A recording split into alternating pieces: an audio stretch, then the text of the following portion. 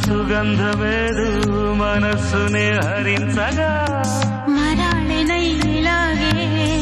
మరీ మరీ నటించనా విహారినై వాడే దివి భువి స్పృశించనా గ్రహములు పాడిన పల్లవికి జాబిలి ఊగెనులే కొమ్మను తాకి